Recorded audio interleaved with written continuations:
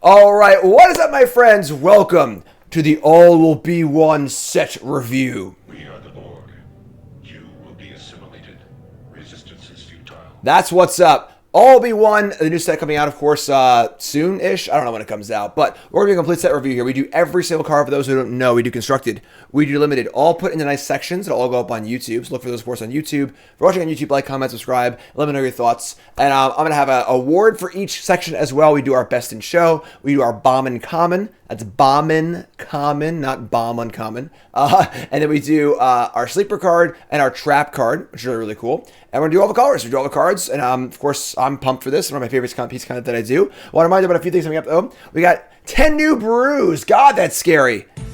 10 new brews is going to be February 2nd, where I put my 10 new decks in standard. It's a lot of fun. It's on the early access stream. It's a super great time. Check that out, of course. It's going to be a lot of fun. And our Pile Driver pre-release. One of the many perks of being a subscriber is being a Pile Driver. We do a pre-release every set, free to play with prizes in my Discord. A lot of fun. That'll be Saturday, February 11th. So look for that one as well. All right, we ready to go here? Let's do this complete set review. Boom. Starting off with Against All Odds. Also, big props to Wizards of the Coast for giving out the higher res art. I don't know if you noticed or not, but the art is much higher res. The background art looks really cool now. Just like my cool little background thing. Just really, really happy about it. No one probably noticed except for me, but whatever. All right. Against All Odds. Formatted for a sorcery. Choose one or both. Exile target artifact or creature you control, and then return its owners return to play, or return target artifact or creature card, mana value 3 less in the graveyard of the battlefield. All right, so right off the bat, we have a pretty clunky card. Just obviously a limited card only for the most part. This is a 4-mana sorcery speed flicker, and then Unearth, or I guess Recommission would be a better one. And this is the kind of card where you can get full value. Can get full value off of it. It has a pretty high ceiling if it really, really works. You're bouncing a good ETB effect and returning a good creature. But it's pretty hard to actually set that up. So I think this card is going to be mostly mediocre. I don't think that the sort of recur creature effects are very good, even at lower costs. And when you're not even saving mana on the card, it's pretty rough. And then the flicker effect is also at sorcery speed, not very exciting. It's a pretty unexciting card, I think. And this is a card which is a really low floor and limited, not very exciting, and then not a constructed card at all. So it needs to cost like two or three and be an instant, even have a choice in constructed. So not very exciting. We'll move on to our next card here in Annex Century. A lot of the art in the set is really, really cool. A lot of cool colors, a lot of cool freaky designs. I like it a lot. So we have a 3-mana for a 1/4 Phyrexian Cleric, and it is Toxic. As always, I'll go over all the mechanics one by one as they show up. Toxic is the new take on poison counters. So, of course, we're used to Infect, right? Where Infect replaces damage with poison damage. You use pump spells, also withers as well. Kind of weird mechanic because it just makes you play pump spells, and that's the only really use for it, honestly. And the cards are very parasitic because infect creatures, you need to play all infect or no infect, or you're just not doing damage. Toxic is very different. Toxic, your creature deals the normal damage, but then it also gets poison counter for the toxic number. So Toxic, you can kill your opponent with poison, but Toxic seems much more important to me for the corrupted mechanic because it gets that a little bit later. So if it's Toxic 1/4 for 3, which is only okay, not going to hit very often. When it ETBs, exile target artifact or creature an opponent controls, mana value 3 or less until it leaves the battlefield. So you're kind of like your Banisher Priest effect. This being stuck on only things 3 or less makes it not super exciting for constructed. And then for, the body itself as a 1/4 is only okay. So this is just your typical Banisher Priest. And constructed, I don't think it really gets there, honestly. The Fort Toughness is kind of nice because it won't die as much, but the 1 power means it's also not really as relevant of a creature in play. So solid card for limited, of course. It's going to be a good removal spell. It's an artifact. It's got Toxic. It's a lot of good things going on. But constructed, probably not. I mean, yeah, just not really. I think it's just worse than the other Banisher Priest effects. So good limited card, though. Apostle of Invasion is next. Again, more cool art. 6 mana for a 4/4 flyer. And again, the corrupted mechanic. So corrupted means that this ability is on if your opponent has 3 or more poison counters. So a lot of what Toxic and Poison is all about in this set is just hitting this threshold. Getting those first 3 counters is going to be the most important thing about Toxic, aside from it's the 10th counter. So it really is Poison is just 3 counters or 10 counters. Nothing else really matters that much, So, and when you are corrupted here, you get a 4/4 double strike flyer for 6. This is a pretty good limited finisher. A 4/4 for 6 flyer is not particularly great by itself. And then even if your opponent is corrupted, like, your opponent kind of has to deal with the big flyer anyway. So giving it double strike, while it is good, isn't like the most exciting. So this is obviously a solid limited card. The kind of card where if your deck needs a finisher, you're going to want this card. Most limited decks will play this card for sure, but I don't think it's like an insanely exciting card. It's more so like, I need a finisher. This is a card to go for. I think Constructed, obviously not. Basilica Shepherd is next, which is a 5-mana, 3/3 flying Phyrexian Angel. Oh man, what happened to these angels, right? Getting freaking corrupted here.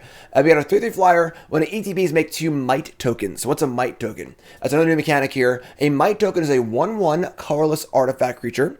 It has Toxic 1, and it can't block. So kind of similar to the Decayed tokens from the Innistrad set, where tokens that can't block are a pretty different thing to process as a Magic player, because we're so used to chump blocking with Bitter Blossom tokens or Lingering Souls tokens or whatever. So they're small tokens that can't chump block, but they are material. They trigger for, the Toxic if they hit their artifacts for artifacty abilities as well. They're sacrifice fodder. So they have value for sure, which is pretty cool. And unlike Decayed, they don't go away either, so it was pretty cool. So definitely a solid card here. A 3/3 flyer for 5 is not great. And the thing about a card like this is, when you tap 5 mana in a game of limited, if you're behind, you want a card that can at least block and trade up and not trade down. This card doesn't really do that, and the mites can't block either. So this card's okay. I think this card's solid. It's not super exciting. It's a fine curve topper in your draft deck. And then again, the artifacts matter because there are artifact matter themes. It's a little better. If you have sacrifice stuff, it's a little better. But I think you're going to want to be making good use of these mites before this card gets exciting. Up next is Bladed Ambassador, and this card is actually a pretty solid card in both limited and constructed. We have 2 mana for a 3/1 here. It's a Phyrexian Soldier. It enters the battlefield with an oil counter on it. So what the hell is an oil counter? It's just a counter. That's really it. The fact that oil, whatever, doesn't really matter that much, but there are oil counters across all colors of a set, and they all do different things relative to whatever the card is. So for this one, has pay 1, remove an oil counter from this, and it gets indestructible, which is pretty cool. The fact that it costs a mana is a little tough. Cards like this we usually see Seasoned Hollowblade or Adonto Vanguard. They're so good because you can tap out for them on turn 2, and your opponent can't kill them. This one, you have to make a choice on turn 2. Do I cast this and risk it? Do I wait until turn 3 and try to leave mana up? And so on and so forth, which is kind of cool. So makes the card a little worse. But the upside here is that there are things that add oil counters. So you could add oil counters directly. You can use Proliferate, which we'll get to add more oil counters. So in theory, this could be activated more than once, and you're not paying life or discarding cards or whatever, which are obviously higher costs. So this card's solid. I think this card could see constructed play, but it's a little iffy because of the extra mana cost. And then in limited, though, this card's a beater. In limited, it's not going to be hard to keep adding more counters anyway. And super, super solid card. So great limited 2-drop, fringe constructed playable, and again, pretty cool, kind of creepy art. Charge of the Mites! Go get a Mites! 2 mana for an instant. Deals damage, choose one. Deals damage equal to a creature or planeswalker for the number of creatures you control, or make 2 mites. So we have raise the alarm for mites here. Now, this definitely costs 1 more mana than I would like to. I think at 2 mana, this card's actually pretty excellent.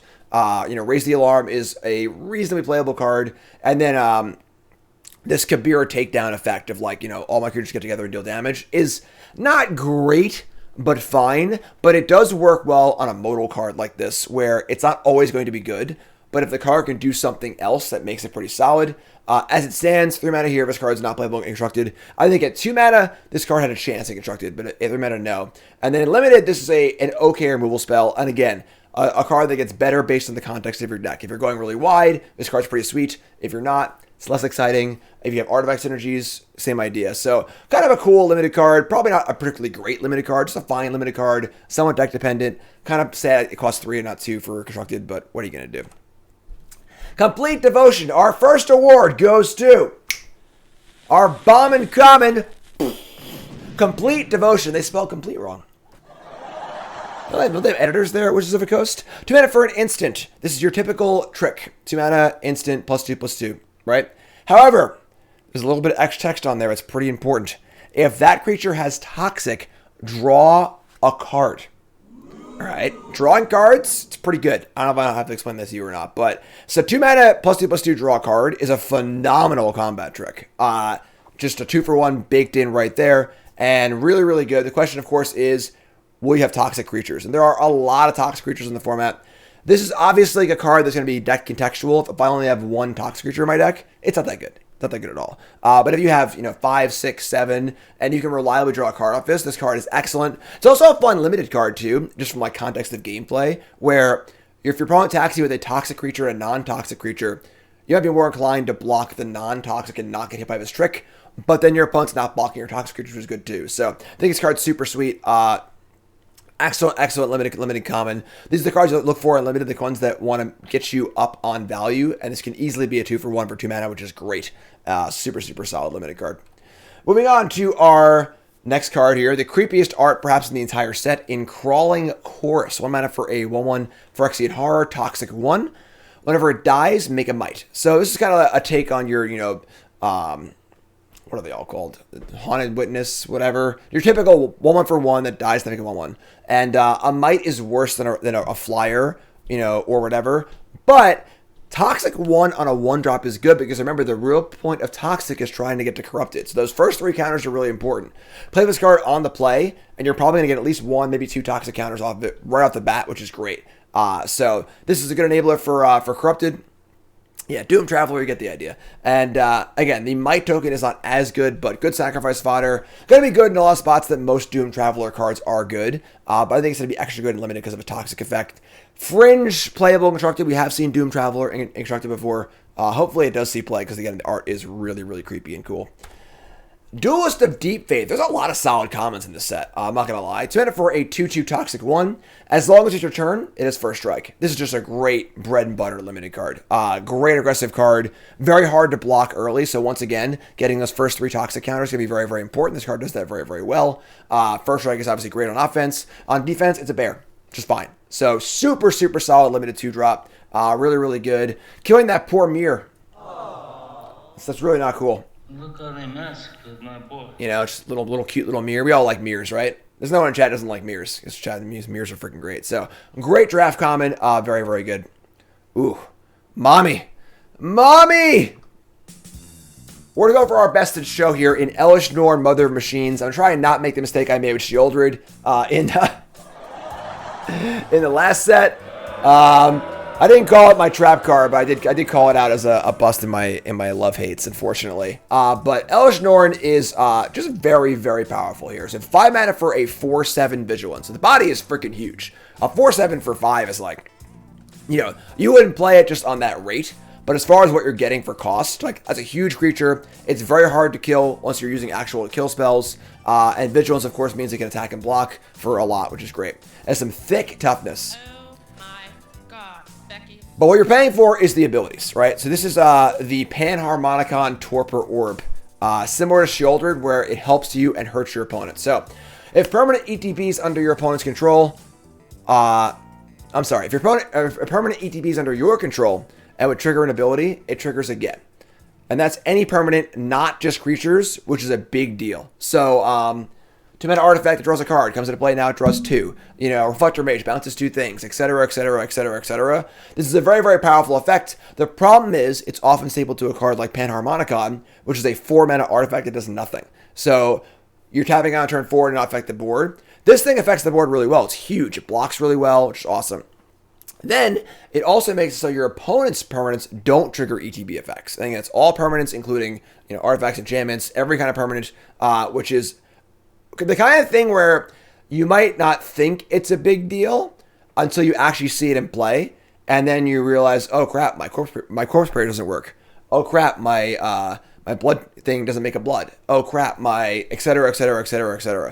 So I think this card is very solid. It looks like a casual commander card, but I think it's when I see play constructed, and then could have homes elsewhere as well. Definitely gonna be a standard card though. It needs to have, unlike Sheoldred, where like every player just draws cards, it needs to have a little bit of help as far as putting cards in your deck that are good with it, but it shouldn't be hard because ETB effects are probably the most prevalent and powerful effect in Magic. So very good card. Busto and limited, obviously. Just the body itself would be fine and limited, and the effects very good. And but yeah, super cool card, super cool art. The face card of a set, and they try to make sure the face cards are good. Honestly, lately, and this is a pretty good example of that. So check it out. Up next is the Eternal Wanderer. So we see the Wanderer once again, and of course there are 10 Planeswalkers in the set. 5 of them get completed, and 5 of them don't. And we see here the Eternal Wanderer is part of the resistance, actually slicing something in half in the background there, which is absolutely disgusting. And we have a 6 mana Planeswalker, 5 starting loyalty. No more than 1 creature can attack the Eternal Wanderer each combat, which is not really super relevant text. It's somewhat relevant. It is relevant if you're playing a deck that has a lot of creatures in it, so you have multiple blockers and stuff like that too, but it's semi-relevant text. We get +1 to exile up to 1 target artifact or creature, and then return to the battlefield on that player's control. So this is a blink effect. This will also just kill tokens. So you can plus this and kill their Fable token, which is kind of cool. So +1 to kill a token or to blink your own stuff, which is kind of cool. The 0 ability is make a 2/2 double strike, which is okay. For a 6 mana Planeswalker, just getting a 2/2 off of it is not the most exciting thing of all time. But the really interesting part of this card is the -4. So the ultimate ability is immediately accessible. It's not an ultimate. It's just like a big part of the card. And it says for each player, choose a creature that player controls. For each player sacrifices all creatures that weren't chosen this way. So I get to choose their Llanowar Elf and my Elesh Norn, and then everything else goes away. And the fact that you choose is a pretty big deal. The issue is that you leave them with 1 creature, and you leave Wanderer on 1 loyalty. But even if they keep a Llanowar Elf, they can just untap and attack the Wanderer if you don't have any blockers in play. So, the effect is very, very powerful, but 6 mana is also a lot of mana. And I'm just not really sure that 6 mana is worth any one of these abilities. So, we've got a blink effect, a token removing effect, a token making effect, and this weird wrath effect. But for 6 mana on all of them, it's okay. So I think this is the kind of card you'd see if it's going to see play. You'll see playing like a mid-range deck, playing like mana ramp and creatures and so on and so forth. Kind of like a Bant deck maybe or something like that. It's the kind of Planeswalker you want to play as like a one-of at your top end. This is no Elspeth Sun's Champion, all right? But it's a solid card. And Limited's busted, obviously. It's a great limited card, as most Planeswalkers are. But in Constructed, I think it's very, very fringy. I think it's cool, but not really. It's not the kind of card you're trying to jam into your deck and be super happy about it. So, card seems cool, but not super pumped about it. Flensing Raptor is next. Again, more cool art. A lot of whites, a lot of reds. 3 mana for a 2/2 flying toxic 1. Of course, Windrake, not really the bread and butter and limited anymore.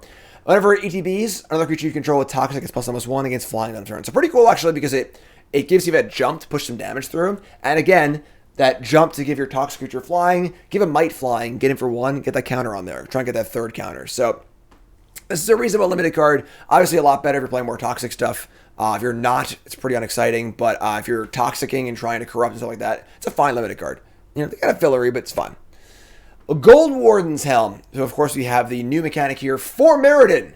The bizarrely, exclamation point, kind of a weird name. But for Meriden mechanic means that this equipment comes into play with a 2/2 Rebel token already attached to it. So somewhat similar to the Germ mechanic from whatever the old Phyrexia set was. I think it was called New Phyrexia. Where this kind of solves the problem of equipment in that you already have a creature immediately. So the problem with equipment is you have 2 equipments and no creatures. You just kind of sit there and do nothing. So it sort of solves that problem. And then also leaves behind materials. Try and think of these cards as whatever the size of the creature is, that's what you're paying for. And then the bonus is on death, it gives you this equipment. That might not be that efficient, but it's still like a piece of material which you get for free, kind of. So this is a 3 mana for a 2/3 creature. And then when it dies, it becomes an equipment that gives 2 mana for a +1/+0/+1. You can also just move this off the 2/2, but I think it's important to contextualize these as what they are.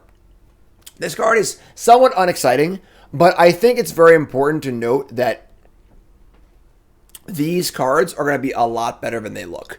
Because it's hard to conceptualize the materials being left over for free. And then you're just like, on turn 6, I just have this extra mana. I can just move this thing over and get some value. So, +0/+1, not very exciting. 2/3, not very exciting. This one's not particularly exciting, limited, kind of a filler card. But we'll see more of this mechanic because it is a very, very good limited mechanic. Hex Gold Hover Wings. 4 mana for Meriden once again. This effectively gives you a 4 mana 3/2 flyer. And that's not great. However, once again, the thing it leaves behind is an equipment that equips for 3 and gets +1/+0 in flying. And it also makes your other equipped creatures have flying too, which is even bonus. That happens no matter if it's equipped or not. So this is the kind of card where normally you play a flyer to keep it in play and race with it. This one you want to block with. I think you want to just like play this, block their 3-drop, and now you have this like global effect of all your equipped creatures have flying, and this mana sink that you put your stuff in the air as the game goes on. I think this card's actually very good. I think this card looks a little iffy because it's just a 3/2 flyer, but I think the card's a perfect example of why these equipments are really solid, because what they leave behind is so good. So I think this card's a super solid limited card, very good. Obviously not constructed. Oh, I'm sorry, I misread it. Equipped creature has flying. My bad. Still very good though. My bad. Incisor Glider. Another absolutely terrifying card. 2 mana for a 1/3 flyer that is corrupted. Whenever it attacks, if an opponent has 3 more poison counters, creatures you control get +1/+1 on a turn. This card's very good. I think this card's very close to Bombin Common. Just a super excellent card in your corrupted deck. So you put in the work, get the toxic stuff going, and then once they're corrupted, this card's insane, right? It counts itself also. So this is a 2/4 flyer that bumps the squad every turn for 2 mana. It's also an artifact as well for value there too. So I think this card's great. Again, very close to Bombin Common status. Very good card. I think there's a lot of really solid commons in this set. I had trouble making the choice for what Bombin Common I wanted to pick. Went for the card advantage on, but this card's very good. Don't count it out at all. In constructed, not really. If this card was like a 1/2 flyer for 1, maybe constructed, but not really. So, Indoctrination Attendant. 4 mana for a 3/4 common toxic 1. So body is decent.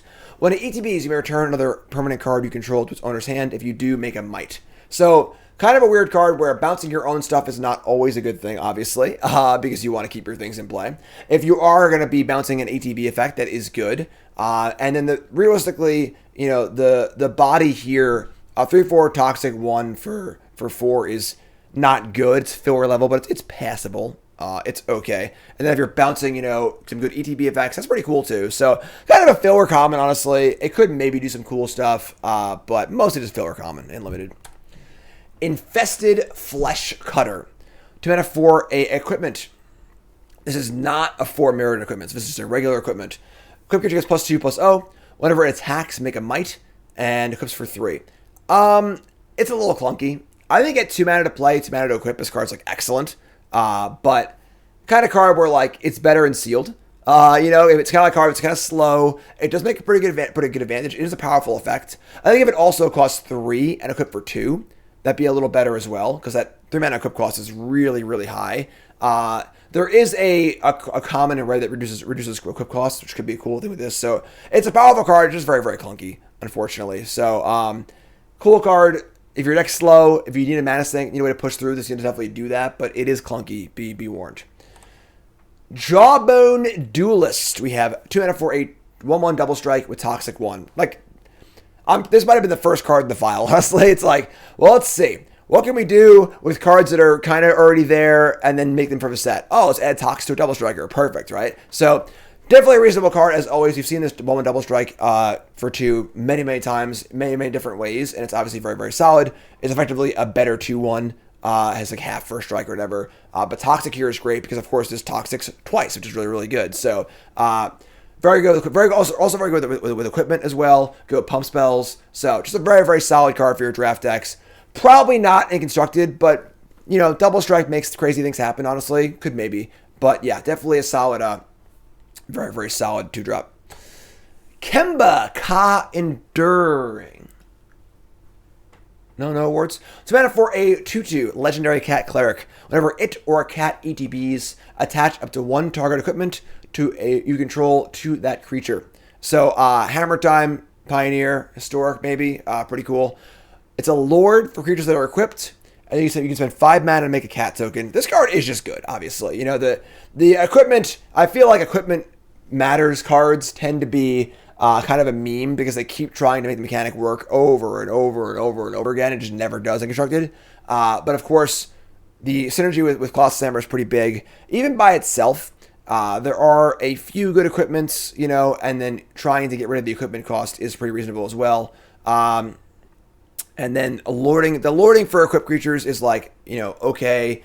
It's a card with a lot of words on it, but the problem, of course, is that, like, will this card have a home? If it does, it's very good. It might not, though. I don't know. We'll see. But in Limited, it's a phenomenal card, obviously. Just all upside, all the time, everywhere. But, Constructed, we'll see. It's they keep trying to make equipment happen, and we'll see if it does. Leonin Lightbringer's next. They mana for a 3/2 Ward 2. As long as it's equipped, it gets +1/+1.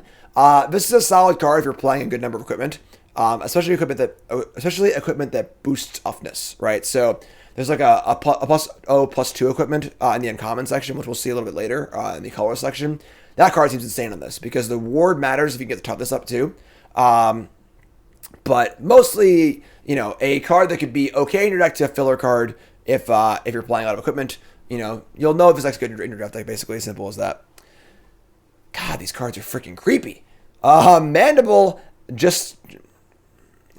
You're saying it wrong. Whatever. 2 mana for a 2/1 lifelink. Another really, really good common, honestly. It has 2 mana for a 2/1 lifelink, which is reasonable. 2 mana for a 2/2 lifelink is like really, really good typically. One's a little worse, but whenever artifact ETBs, it gets +1/+1, which is great. So any might token that comes into play, any 3-drop comes into play, looking at a 3/2 lifelinker a lot of the time, that's just really, really good. So super, super solid, solid draft card. Constructed, I mean, probably not, but super, super solid draft card. Very, very good. The only issue is that if your white deck is focusing on Toxic, this doesn't have Toxic. So aside from that, though, super solid card. Mirren Bardash. Timeout. Who remembers Diablo 2? When you were like 11 years old playing Diablo 2 and you're running around in the Bloodmoor and you find your first Bardache and you're like, holy shit, 24 damage or whatever. Because I used to do 1 to 24 damage. The first pole arm in the game, right? Anyone, who's out there? Anyone out there? Any Diablo 2 players? Anyone know? When I was like 10, me and my buddy Matt were like, holy shit, a Bardache. Oh my god. Ah. Anyway, 5 mana for a 4 Mirrodin equipment. Creature gets +2/+1 and Vigilance. This is the kind of card I think people are going to underrate. That's actually pretty good. So 5 mana for a 4/3 Vigilance is not very good. But the thing is, think about this card from the extent of it's a 4/3 for 5, and when it dies, you kind of draw a card, right? And that card is an equipment that's already in play. So when you contextualize it like that, it looks a little better for sure. This card's not great, but it's a lot better than it looks. And the kind of card where as the game goes on, you trade it off. Now it's turn 6, and you pop this onto your 3/3, and you have a 5/4 Vigilance, and you're like, oh, okay, sweet. So I think this card's going to play a lot better than it looks. It's not a high pick or anything, but I think people see this card and it looks unplayable. I think it's actually a pretty reasonable card to put in your deck, or very reasonable curve topper as well. 4 is a lot, but the card itself costs 5. And just think about those turns on like turn 6, 7, and 8, where you're kind of like, all right, now we're starting to stall out. Mana's going wasted. Now you're just moving this thing around a lot too. So better than it looks. Not a great card, but definitely a card to watch out for, I think, in your draft games. Mondrak Glory Dominus. So there's a cycle of these God Dominus thingies, one for each color. They're all mythics. They all have very similar abilities. This is 4 mana for a 4/4. If one or more tokens to be created, make twice that many instead. Card is definitely solid. Right, a 4/4 for 4 is already pretty solid.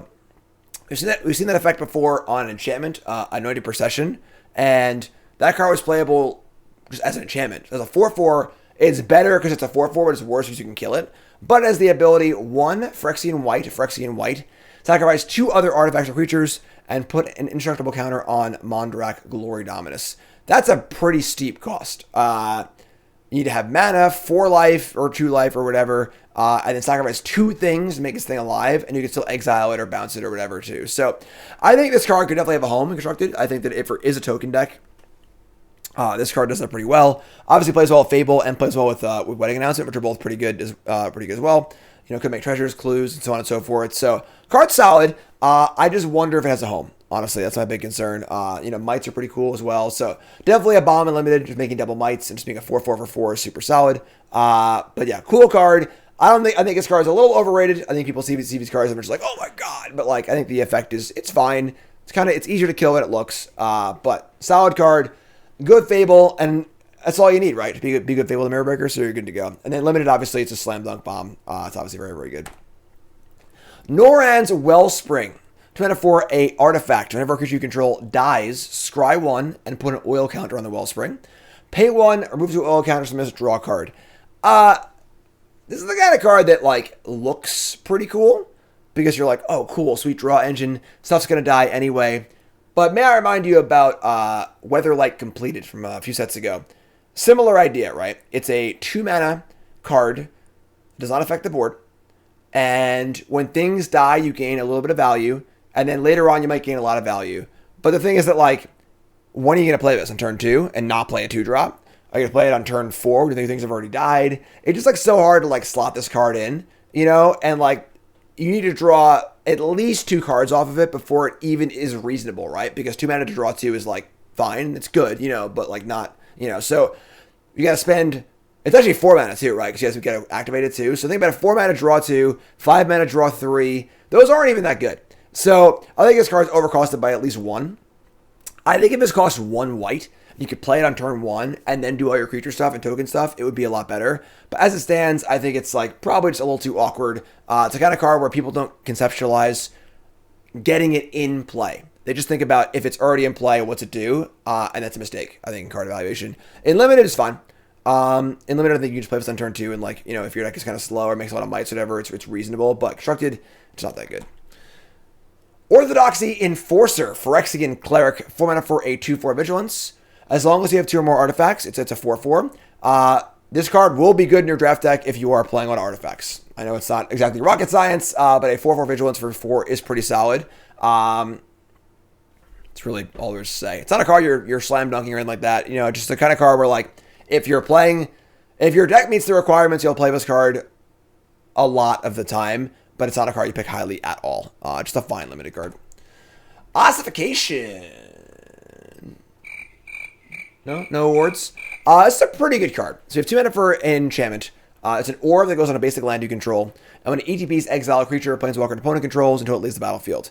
The really important thing here is enchant basic land you control. So that limits this to, you know, mono white, you know, maybe a 2-color deck with a lot of basics. But you really don't want to be in the situation where you have, you know, 2 dual lands in play on turn 2, need to kill their creature, and you just can't cast this thing yet too. So you got to have a lot of basics in your deck to make this card good. And the problem is, if you're playing a lot of planes, you might just want to play Lay Down Arms, because Lay Down Arms is really, really good, right? So this card's definitely solid, don't get me wrong. I think it's a little more awkward than people think it is, but it's obviously very good. Hitting Planeswalkers is pretty good as well.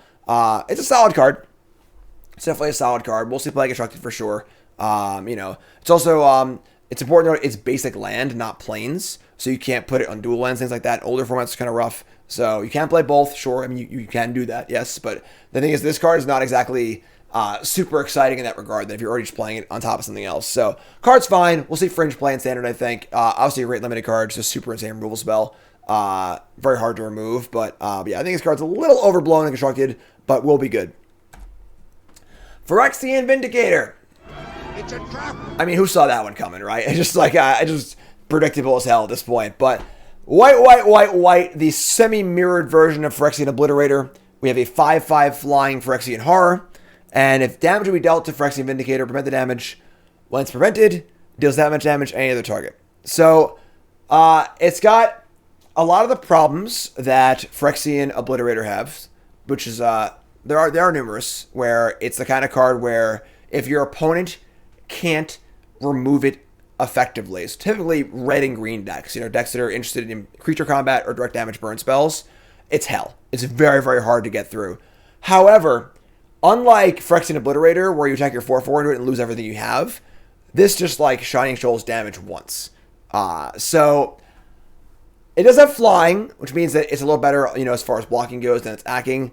But realistically is that this is, you know, a pretty narrow card. And it's sort of like, okay, this card is good against red and green in theory, but not much else. Am I going to sideboard this card against those decks? I don't know, maybe. It's super hard to cast. It's true it's hard to kill, but like it's hard to kill through damage.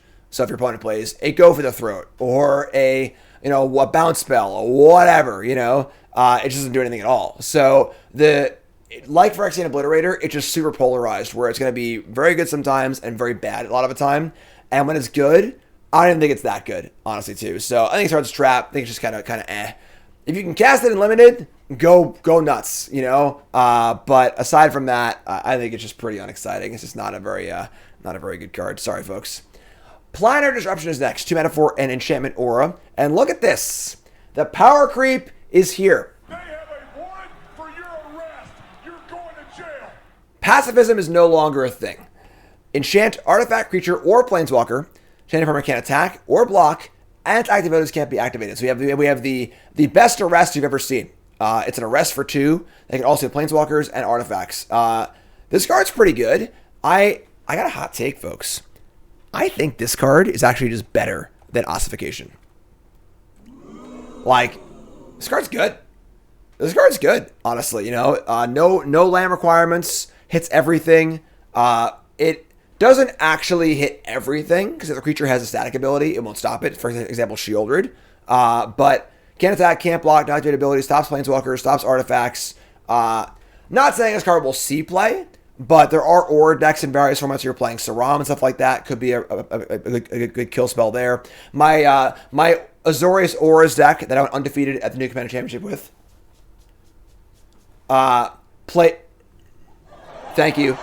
Played Heliod's Punishment in the sideboard, which is a heinously worse version of this. So this card will see some play for sure. And then it's an enchantment for the enchantment decks and stuff too. This card's cool. So I think this card is going to surprise some folks. It's obviously a tier 1 pick in limited. Probably the best white common if I had to guess. And yeah, it's really, really good. So card sweet. Top limited card. We'll see some constructed for sure. Plated Onslaught. Affinity returns. White 3 instant. Affinity for artifacts, right? I think that Marrow said that Affinity is now evergreen, which is kind of cool. Or not evergreen, but whatever the word is, they're going to use it more often. And then creatures you control go +2/+1 on the turn. This card's a little weird because Affinity of cards like with double pips are a little weird. But white pump a squad +2/+1 is solid. So if you're playing a lot of mites, obviously this card's good. It does feel like in white there's kind of a split. Either you're doing toxic stuff or you're doing artifact matter stuff. And if you're doing artifact matter stuff, this card's pretty solid. So card's okay. Not great. It's okay. It's okay limited finisher. Porcelain Zealot. 4 mana for a 2/3 uncommon. Beginning combat your turn. Creature you control gets +1/+1 on turn. If it has toxic, it's +2/+2. So a fine uncommon for your toxic decks. Has the issue of not being good on defense. So like I want to play this card, but I was very aggressive and I needed a way to push through. But it does that pretty well, honestly. So good card, good draft card. And again, pumping your toxic creatures is a lot of extra value because you get that if they can't block it, the damage and the toxic matters too. So card's fine. Fine kind of curve topper for your toxic decks and drafts. Resistance Reunited. 2 mana for an instant. Creature gets +2/+2 on a ton of turn.